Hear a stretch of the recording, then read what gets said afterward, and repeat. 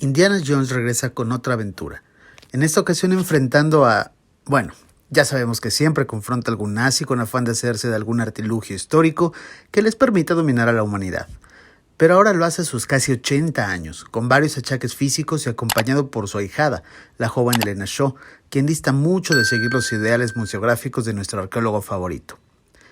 El objeto del deseo o la reliquia que disputan ambos bandos es el Dial del Destino, un artefacto inventado por el mismísimo Arquímedes que brindaría a su poseedor el poder de viajar en el tiempo y con esto la posibilidad de cambiar el curso de la historia. Haciendo la comparación con su desastrosa predecesora, de cuyo nombre preferimos no acordarnos, esta nueva entrega es cumplidora. Hay aquí una digna despedida al personaje de Indiana Jones y a su intérprete, Harrison Ford, pero es solamente el factor nostalgia el que hace que esta película resulte satisfactoria para los fans del Dr. Jones. Esta entrega resulta irrelevante para la historia de Indy, y necesaria para una saga que debió quedarse en trilogía, y que así sería recordada como una de las mejores en la historia del cine.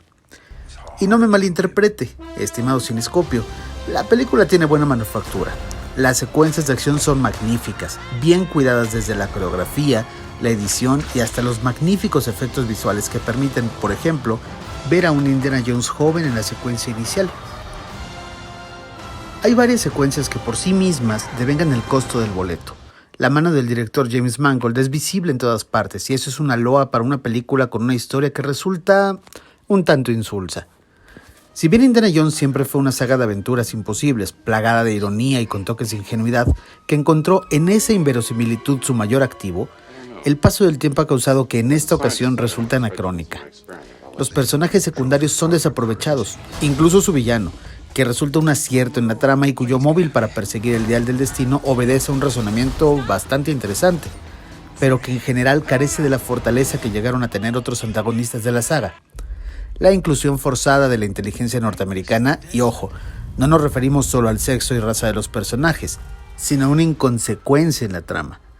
Y mejor ni mencionar a Antonio Banderas, que fue anunciado con bombo y platillo, y el cual aparece por menos de 5 minutos con un personaje que bien podría haber sido editado.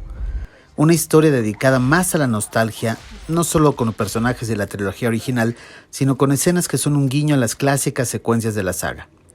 Estamos entonces ante una película que resulta cumplidora, hay que decirlo, en su misión de brindar entretenimiento, y que será satisfactoria para el público, particularmente para aquellos que somos fans del ícono cultural que es Indiana Jones, pero que en términos generales resulta irrelevante.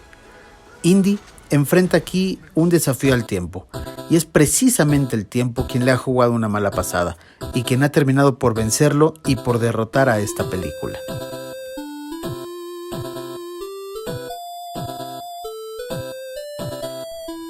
Te invitamos a ver estos videos.